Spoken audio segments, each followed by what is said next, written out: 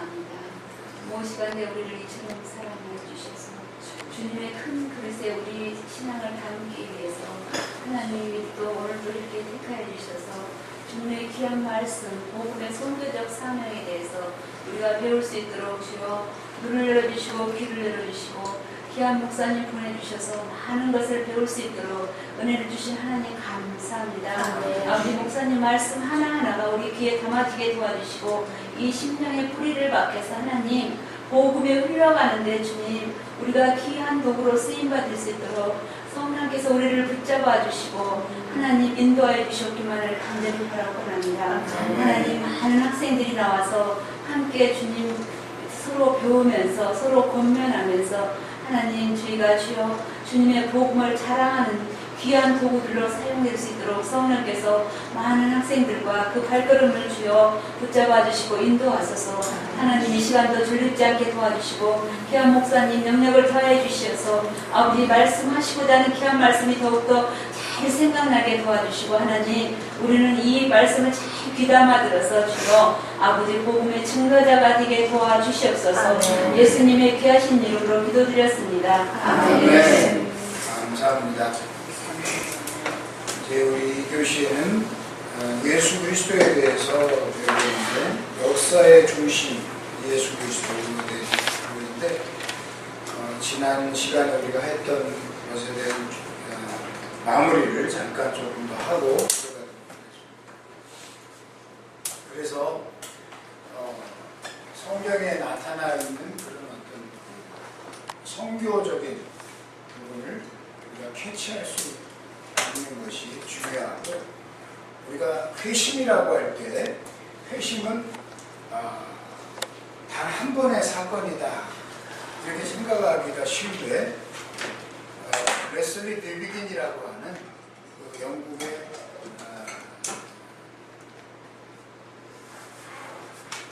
유명한 신학자죠.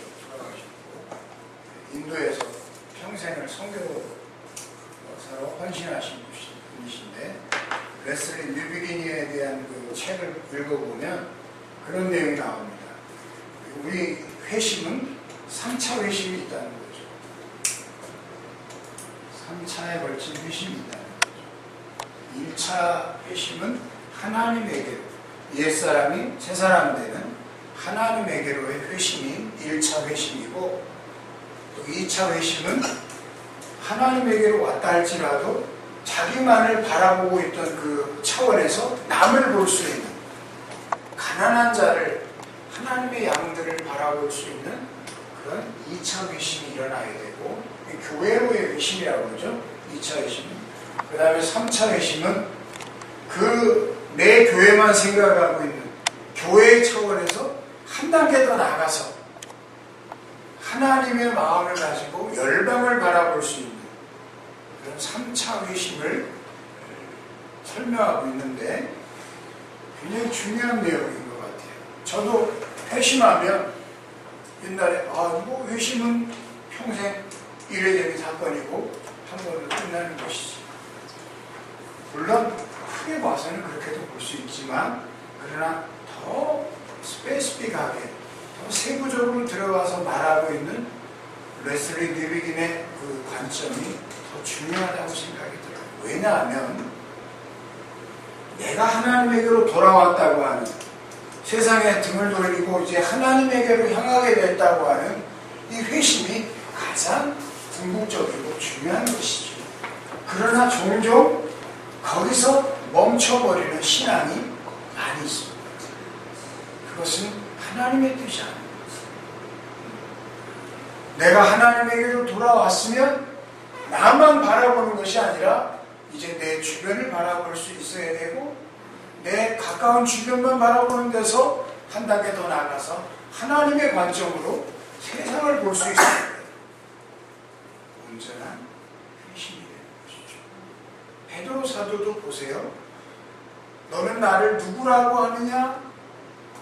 주는 그리스도시요 하나님의 아들이시요 하나님의 살아계신 하나님의 아들이십니다라는 그 고백 위에 하나님 그 교회를 세우셨잖아요. 그러니까 당신에 대한 어떤 고백으로 돌아온 진정한 그 고백 속에 머물러 있으며 베드로가 그러고서 온전했나요? 3번이나 부인하는 그런 과정이 또 있었죠. 그리고 또 부인하고 난 다음에 예수님이 또 찾아오셨어요. 이제는 네가 나를 정말 사랑하니? 라고 물어보시죠. 정말 사랑하니? 정말이야? 연거푸 물어보십니다. 내 양을 치라 하십니다. 그게 이제 너만을 향한 것이 아니라 이제는 가난한 자들을 향한, 하나님의 백성들을 향한 눈을 열어주시는 거죠. 그리고 베드로 사도가 더 이상의 패러다임이 안 바뀌었나요? 어느 날 요바에서 기도하고 있는데 하늘이 열리더니 하늘에서 보자기가 내려오더니 뭘 먹으라고 그러는데 난 이거 먹어본 적이 없어서 안 먹을래요. 그러는데 먹어야 된다. 이거 먹어라. 내가 깨끗게 한 거니까 먹어라. 또 그러죠?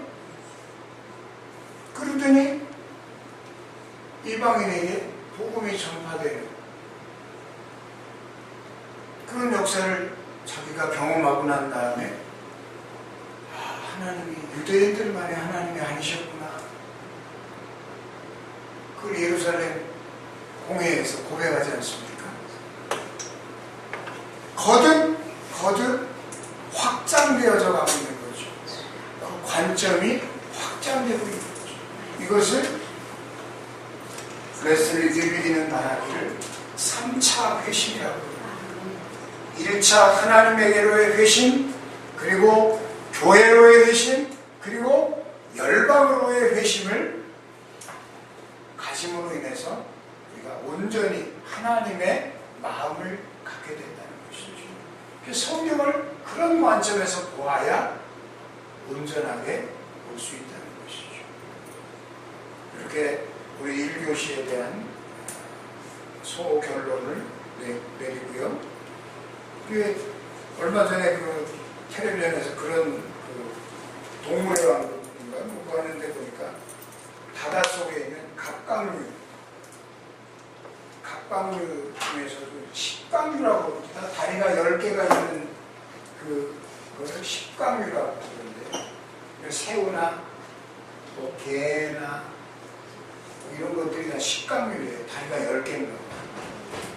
정말 새우가 다리가 10개인지 안 쉬어가지고 모르겠지만 식각류에 속한다고 그래요. 근데 이 갑각류는 이 껍데기가 어때요? 딱딱하잖아요. 갑각류는 한번 껍데기를 만들면 다시는 안 크나요? 어떻게 되는 거예요? 처음에 새우가 이만하게 나오나요? 대하가 돼서 나오면 처음에 다 이만할 거 아니에요. 근데 이만한 새우가 어떻게 이만한 대하가 되죠? 껍데기가 어떻게 해요? 그 딱딱한 껍데기. 껍질을 벗고 다시 만들지 않아요? 그렇죠. 껍데기를 버려야 돼요. 그거를 찍었더라고. 동물의 왕국에 보니까 그 갑각류가 자기 껍데기를 벗는 거를 찍었는데, 야, 신기합니다. 자기가 소중하게 여기는 그 완전히 보호막이잖아. 그렇죠? 그 보호막을 버리지 않으면 성장할 수가 없는 거예요. 그렇지 않겠어요? 이만한 새우가 가려면, 요만한 개가, 이따만한 개가 되려면 옛날에 있던 집을 버려야 되지 않겠어요? 하나님의 자녀들이 성장하려면 내가 가지고 있는 껍데기를, 부각을 버려야 됩니다. 버려야 성장하는 것이지. 난 다 성장했는데요? 그럴 사람이 여기 없겠지만 성경에 보면 너희가 그리스도에게까지 자랄지라 그랬더라고요. 그죠? 그리스도에게까지 자라려면 너희의 생각하는 거나 너희의 장과 광과 고가 규모를 이루어서 그리스도에게까지 성장하려면 뭔가 내가 가지고 있던 생각들의 틀을 과감하게 버릴 때는 버려야 되는 거죠. 아멘. 그래야 커갈 수가 있는 거예요. 아멘. 그래야 관점이 넓어지고 그래야 하나님의 관점을 가질 수가 있는 거죠. 아멘. 그걸 하나님 원하시는 것 같아요.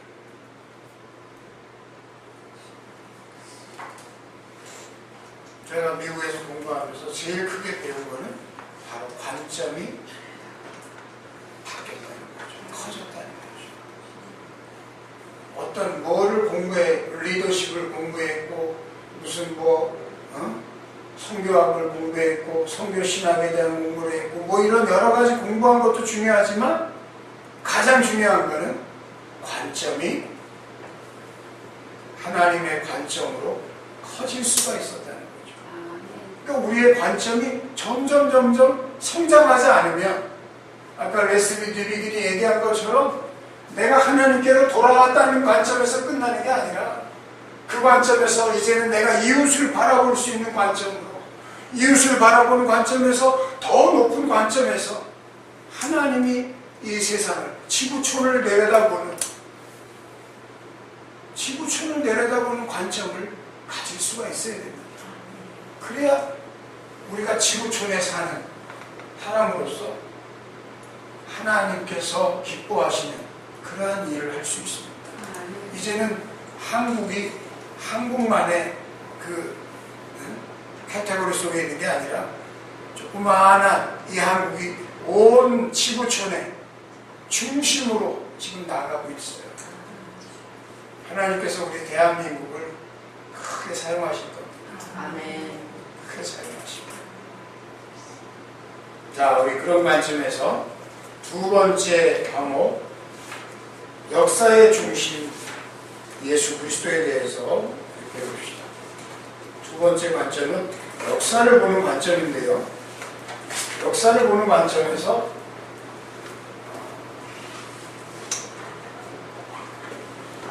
아놀드 토인비는 역사를 볼 때 도전과 응전이라고 했어요. 이 세계의 역사는 도전이 있고 그것에 대한 응전으로 말미암아 세계의 역사가 바뀌고 있다. 도전과 응전으로 세계의 역사를 보는 분이 아놀드 토인비인데 지금 이 책의 저자 랄프 윈터는 어디에서 역사의 관점을 가지고 오고 있는가 하면 라툴렛이라고 하는 예일대학교 역사학자에게 그 관점을 가져오고 있습니다.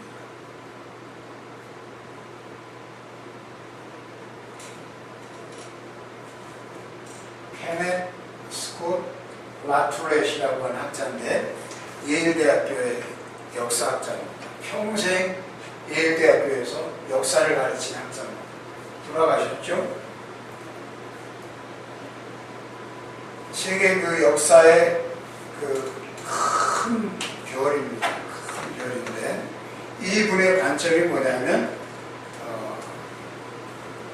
이 라툴렛의 관점 속에 역사의 중심에 예수 그리스도를 역사의 관점의 가장 중심에 두고 역사를 기록한 분이 라툴렛입니다. 그래서 여러분 알다시피 예수 그리스도 오고 난 후를 아노 도미니 예수 그리스도 오기 전에를 비포 크라이스트 이렇게 우리가 규정하고 우리 지금 석이 지금 몇 년이죠? 2013년. 기준은 누가 기준이죠? 예수님의 기준이에요. 우리가 살고 있는 이 세상은 누가 말해도 예수님이 기준인 거예요. 예수님 기준으로 2013년이 된 거예요, 지금. 누가 인정하든지 안 하든지 세상의 역사는 지금 그렇게 불러가고 있는 거예요. 근데 이 관점 속에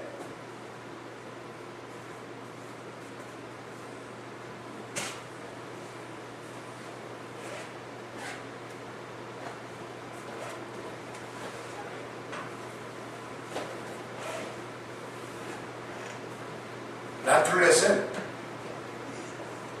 기독교의 그 확장 확장의 역사를 확장이 됐다가 후퇴됐다가 확장됐다가 후퇴됐다가 하는 역사를 전체 그 기독교 역사를 통해서 이렇게 조명하면서 아주 정확하게 그 부분을 잘 조명한 학자인데, 그래서 기독교의 역사가 확장되는 때가 있었는가 하면 마치 그 콘스탄틴에 의해서 로마의 기독교가 국교로 반포되면서 기독교 역사가 놀랍게 확장되죠. 확장되면서 굉장히 커지는가 봤더니 또 이슬람이 생기면서 그 기독교권이 축소되는 그런 역사가 있었어요. 그러면서 확장과 축소의 역사가 계속 반복이 됩니다.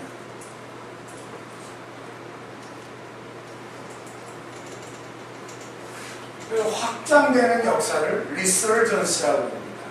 그거를 전진이라고 그러죠. 전진. 그 다음에 후퇴되는 것을 리세션이라고 합니다.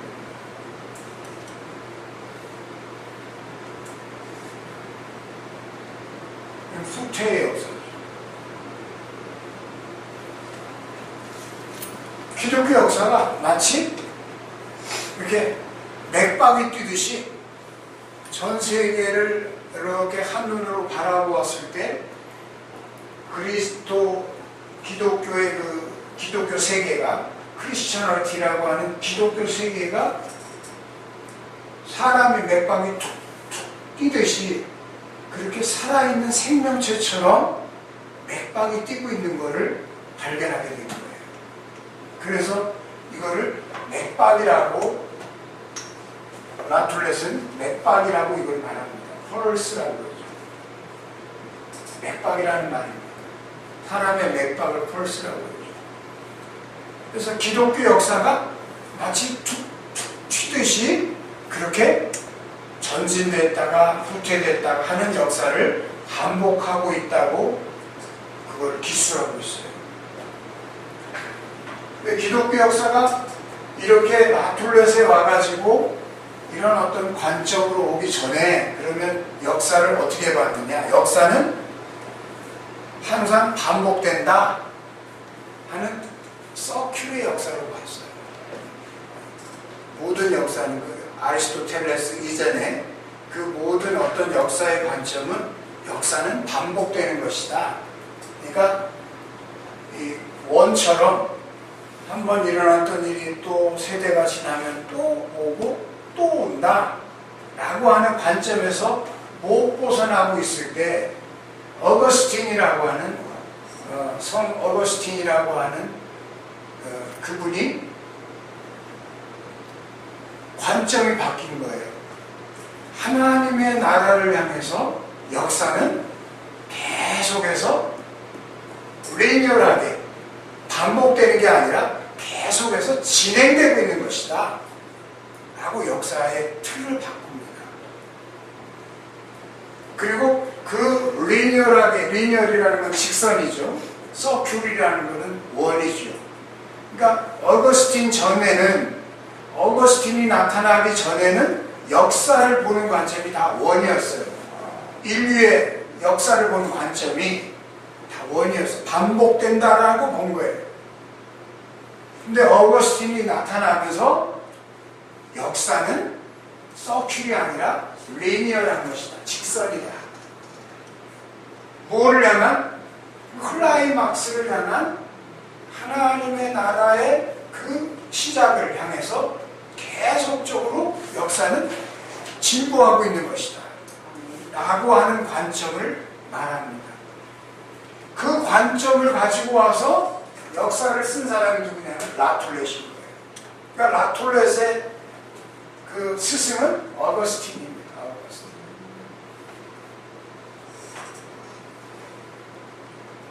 어거스틴이 갖고 있는 리니얼한 관점을 끌어다가 그거를 아주 세부적으로 하나님의 이 역사의 관점, 하나님이 이 세상을 주도하고 계시는 구속사로 제대로 그 관점을 만들어 가신 분이 라툴렛인 거죠. 이 라툴렛에게서 제일 처음으로 배출된 한국의 제자가 누구라고 그랬죠? 성황계 목사님. 아니. 라툴렛의 제자는 그 백낙준 박사. 연세대학교 창립자시죠? 연세대학교 그 신학부가 있을 때 거기를 창립하신 연세대학교 창립자가 바로 백낙준 박사인데, 백낙준 박사가 바로 이 라툴렛의 한국 처음 제자입니다.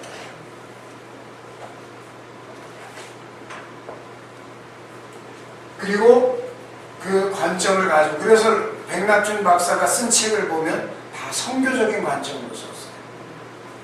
근데 지금 연세대학교 관점은 민경배 박사로 바뀌었죠. 민족사관적으로 바뀌었어요.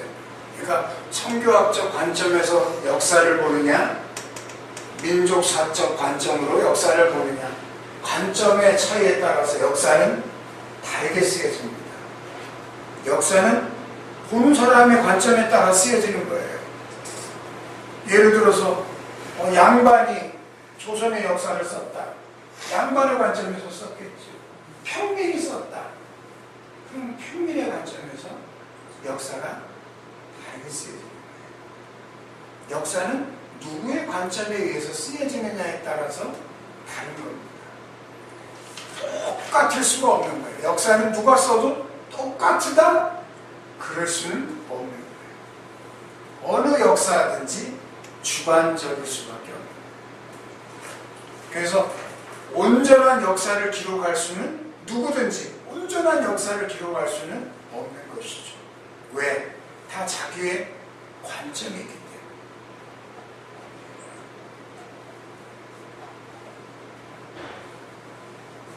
때문에. 이 관점을 가지고, 이 라툴렛의 관점을 가지고 바로 쓴 분이 랄프 윈터예요. 랄프 윈터가 이 라툴렛의 관점을 가지고 와서 랄프 윈터가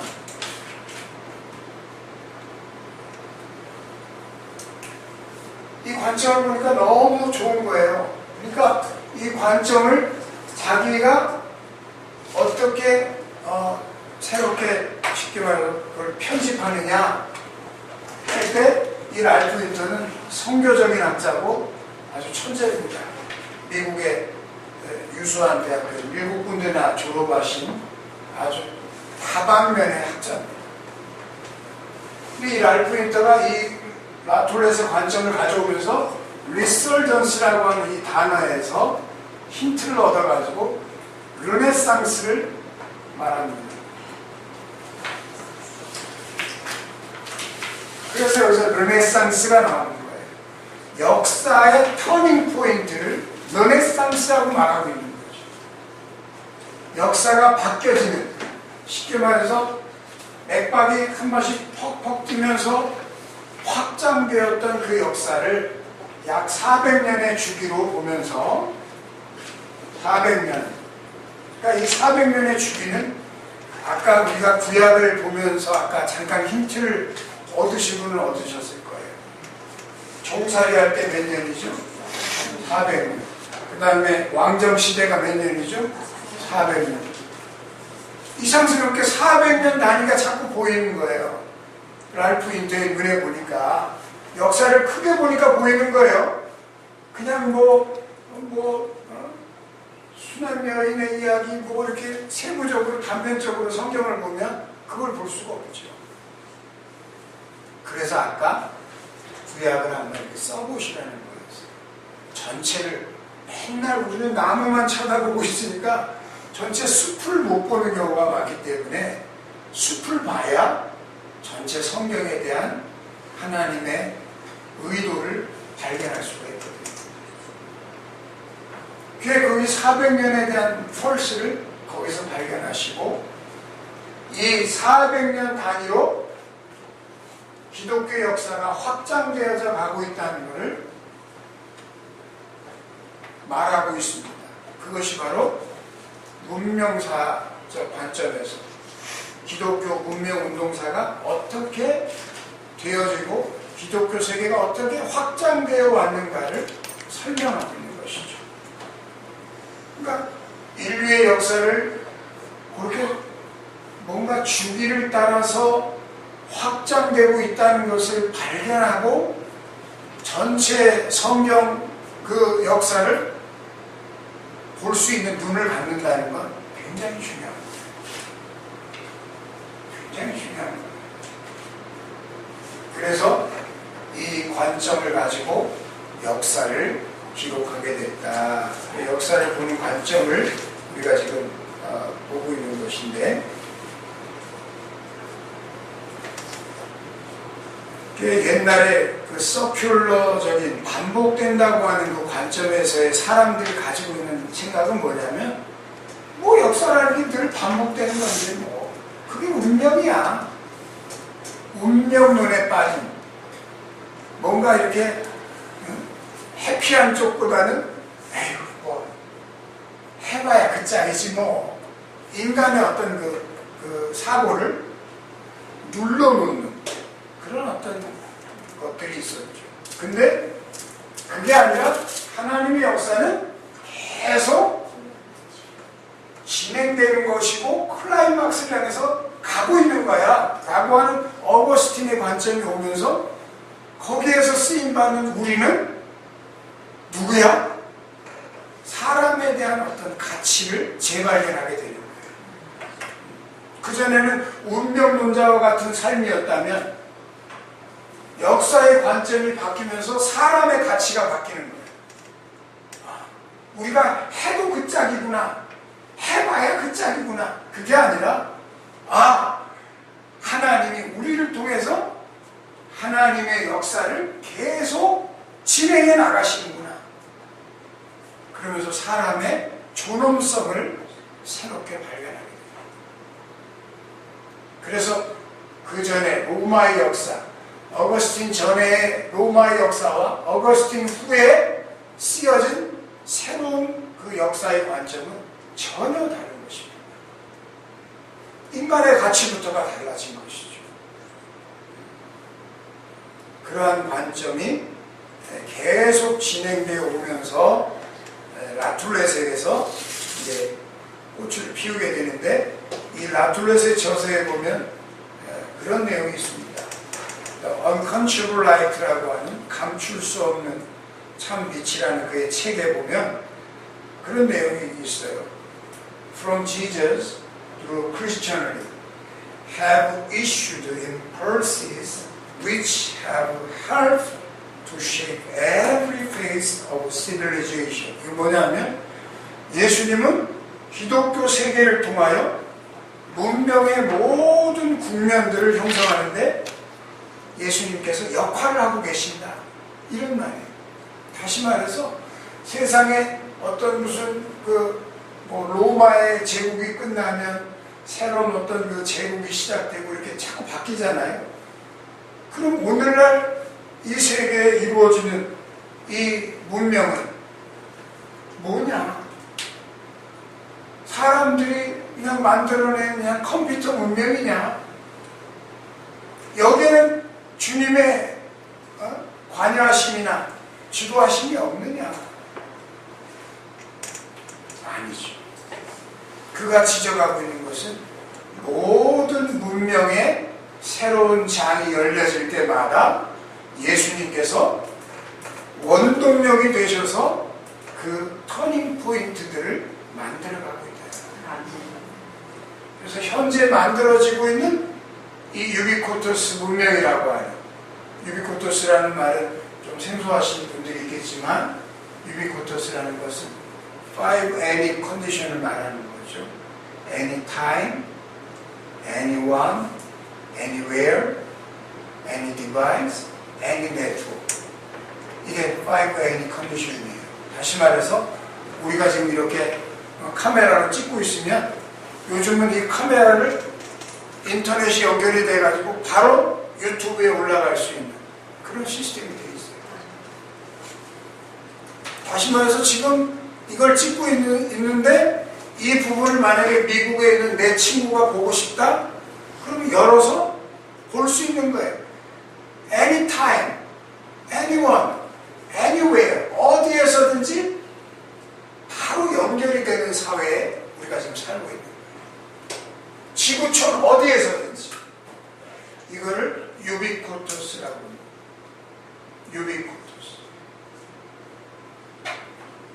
이 새로운 문명이 이렇게 발전되고 있는 유비쿼터스라는 그 말을 처음 시작한 사람은 미국의 컴퓨터 어느 회사의 임원이었어요. 유비쿼터스 컴퓨터를 설명하면서 유비쿼터스라는 말이 처음 나왔는데 그 유비쿼터스라는 단어가 너무 좋아서 제가 그 단어를 끌어다가 오늘날 이 시대의 문명을 설명하는 키워드로 사용하게 됐습니다. 오늘의 교회에 IT 종사자들을 모아놓고 하용조 목사님이 설교할 때 유비쿼터스 예수님에 대한 설교를 하신 적이 있었어요. 2005년도에 딱 한 번 설교하신 내용인데 그걸 어떻게 우연히 내가 봤어요. 유비쿼터스 예수님. 유비쿼터스라는 말은 너무너무 생소한데 거기에다가 예수님을 붙일 수 있느냐? 유비쿼터스가 어디서 나왔나 찾아보니까 그 신학적인 단어 무소부재라는 말에서 나온 거더라고요. 무소부재라는 말, omnipresence라는 말. 어디에나 계시는 예수님, 무소부재하신 예수님. 그게 바로 유비쿼터스 예수님이더라. 그걸 하용조 목사님이 사용하고 그 다음엔 안 사용했는데 그게 나는 내 눈에 포착이 돼가지고 내 논문의 제목이 됐어요. 그래가지고 유비쿼터스에 대한 어떤 이 시대의 문명을 유비쿼터스 관점에서 해석하게 됐고 그 관점에서 이 시대의 문명을 읽게 되었습니다. 그 내용은 뭐 여담이고, 자 이렇게 모든 문명이 바뀌어지는데 로마의 문명이 있었는가 하면 그 다음에 생겨나는 뭐 바이키의 문명, 그 다음에 생겨나는 르네상스의 문명, 여러 가지 문명들이 만들어지는데 그 문명들마다 우리 주님께서 역사하고 계신다는 거예요. 거기에 관여하고 계신다는 거예요. 그러니까 오늘날 이루어지는 이 문명도 옛날에는 컴퓨터 이렇게 사용하고 그러면 야 그거 마귀 물건 가지고 그렇게 쓰냐, 컴퓨터를 마귀라고 그런 적도 있었어요. 아니면 뭐 666이라고 그런 적도 있었고, 지금은 컴퓨터 갖고 666이라고 하는 사람 별로 없는 것 같아. 그러나 불과 10년 전만 하더라도 그런 소리들 많이 했어요. 여러분, 모든 문명은, 모든 문화의 도구들, 이런 것들은 문화는 중성입니다. 이것 자체가 선하거나 악한 것이 아니다. 어떤 문화나 문명 자체가 이거는 선한 거야, 이거는 악한 거야 할 수가 없다는 것이죠. 그것 자체는 중성이기 때문에 이거를 누가 들어서 쓰느냐에 따라 달려있는 거죠. 이걸 하나님의 사람들이 들었으면 선한 문명이 되는 것이고, 이것을 악한 사람이 들어쓰게 되면 악한 문명이 되는 거예요. 문화나 문명 자체가 그 자체가 악하거나 선한 것이 아니다. 우리가 칼을 들어서 사용할 때, 칼을 의사가 들어서 사용할 때는 사람을 살리는 도구가 되지만 강도가 들고 이걸 쓰게 되면 사람을 죽이는 도구가 되는 것처럼, 그럼 이 칼은 뭐예요? 선한 거예요, 악한 거예요? 중성이다, 이런 얘기. 이 칼은 중성이다. 이 모든 도구들은 다 중성이다. 중성. 그거를 의사가 들어 쓰느냐, 강도가 들어 쓰느냐, 이 차이만 있는 거예요.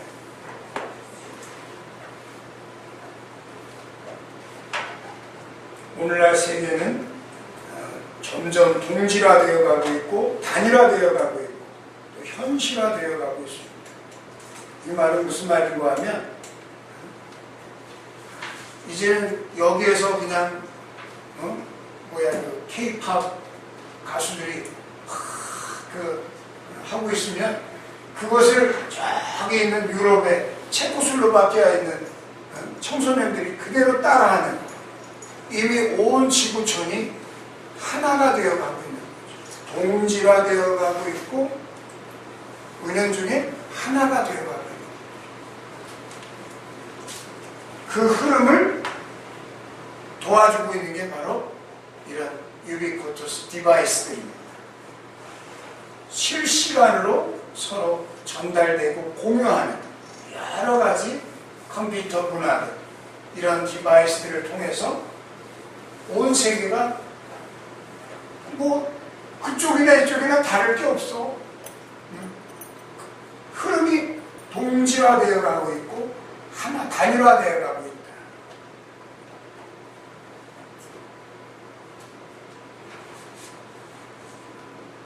우리 예수님이 이 땅에 오셨을 때 로마에는 어떤 환경이었는가? 우리는 지금 다시 오실 예수님의 시대에 살고 계시는데요. 다시 오실 예수님이 오시게 대한 그 환경을 조명하기 전에 예수님 초림하신 예수님의 시대는 어떤 시대였느냐? 로마의 도로가 쫙 준비되어 있었던 약 40만 킬로의 그 도로가 깔려 있었어요. 그 도로가 얼마나 잘 만들어져 있는지 그 땅을 1.5m 깊이로 파가지고 맨 밑에다가 이런 자갈을 넣고 이런 큰 돌을 넣고 그 다음에 자갈을 이렇게 넣어서 그 속이 아주 지방이 탄탄하게, 그리고 로마의 도로는 직선으로 뭐 이렇게 꾸불탕꾸불탕한 길이 없어요. 로마의 도로는 직선 위주입니다. 그러니까 무슨 산을 만났다 그러면 산을 관통해서 지나가야 되는 로마의 도로의 양식이 그렇습니다. 그런 도로가 자그마치 40만 킬로라고 하는, 서울에서 부산까지 몇 킬로죠? 네? 뭐 한 400킬로 된다고 그래요? 420km. 420킬로. 네, 40이라고. 그렇죠. 네, 400. 그러니까 서울에서 부산까지가 약 400킬로라고 그러면 40만 킬로면 400, 4천, 4만, 40만.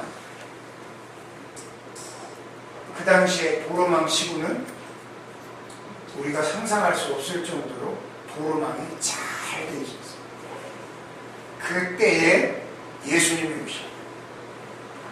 그걸 성경은 뭐라고 말하냐면 때가 참에 예수님이 이 땅에 오셨다라는 말입니다. 그리고 그 시대에 로마가 나라들을 정복하고 나라들을 이렇게 정복해 나갈 때 그들이 존경하던 문화가 있었어요. 헬라 문화를 존경했어요. 로마인들은 헬라 문화를 뭐 아리스토텔레스나 소크라테스나 그 플라톤이나 이런 어떤 그 헬라 문화를 동경했어요. 자기들의 문화보다 월등하게 높은 것으로 생각하고 있었어요. 그렇기 때문에 그들이 정복해 나가는 나라마다 다 헬라어를 가르쳤어요. 이게 전도의 발판이 됩니다. 로마가 저 인도 지역에서 저기 영국 지역까지 그 시대로 봐서는 온 세계인데, 신대륙을 발견하기 전이니까 그 당시로 말해서 온 세계인데 그 온 세계에 다 헬라어를 가르쳤다는 거예요. 헬라어. 그게 헬라어 성경이 급속하게 전파되는데 중요한 발판이에요. 때가 참에 예수님이 오신 거예요. 그런 게 다 준비가 다 된 다음에 예수님이 딱 탄생하신 거예요. 그게 찼다는 말이에요.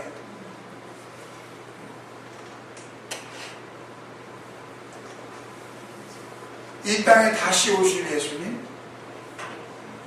어떻게 하나님께서는 너에게 성령이 임하시면 사마리아와 땅끝까지 내 증인이 되라고 하신 그 말씀을 어떻게 준비해 놓으시고 예수님 다시 오실까?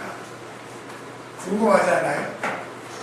나는 오늘날 이렇게 정말 뭡니까?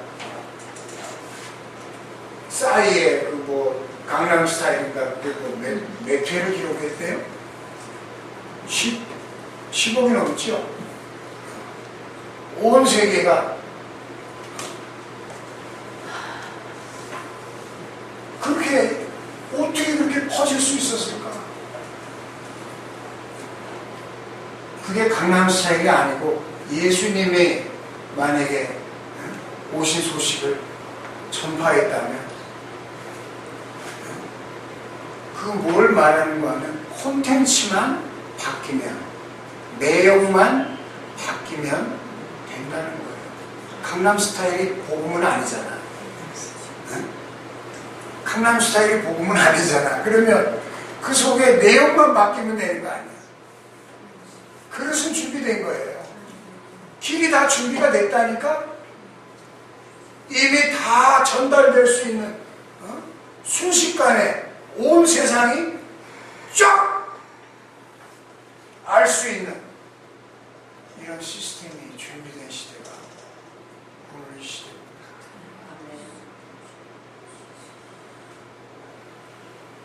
그래서 예수 그리스도께서 이 땅에 오신 그 즈음에 살고 있는 우리가 더 예수님에게 집중하고 예수님에게 픽선하는, 예수님에게 우리의 모든 시각을 고정하고 그 속에 예수님이 말씀하신 대로 내가 그 길이다 라고 하는 말씀, 그거는 꼭 천국 가는 길로만 길이 아니라 우리의 모든 삶 가운데 내가 어떻게 해야 됩니까?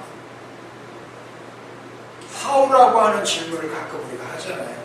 어떻게 해야 됩니까? 나는 어떻게 해야 됩니까? 뭘 어떻게 해야 된다는 겁니까? 거기에 근본적인 답은 예수 그리스도에게 있습니다. 예수 그리스도를 통해서 역사를 전개해 나가는 이 부분들, 이 이야기들은 이제 우리 다음 주에 저랑 만날 때 전개해 나가도록 그렇게 하겠습니다. 그래서 다음번에는 하나님의 나라가 어떻게 오고 있는지, 하나님의 나라의 탈환 작전이라고 하는 제목으로 랄프 힌터가 글을 써놨는데, 성경에 보면 너희가 하나님의 나라를 침노할, 빼앗는 자가 그 나라를 차지한다고 하는 말씀이 기록되어 있듯이 하나님의 나라의 탈환 작전, 참 제목 자체가 굉장히 군사용어같이 기록되어 있는데 좋은 내용입니다. 그런 내용들을 가지고 다음에 또 만나겠습니다. 기도하고 마십시오. 할렐루야. 고마우신 하나님, 은혜와 사랑을 감사합니다. 아버지여, 이 시대의 유비쿠투스 문명 속에 예수님을 담고 하나님을 전파할 수 있는 오늘날 하나님의 종들이 되게 하시고, 이 땅의 모든 하나님의 귀한 일들을 펼쳐나갈 때 저희로 그 하나님 하시는 일을 볼 수 있도록 우리들의 관점을 그렇게 변화시켜 주시기를 원합니다.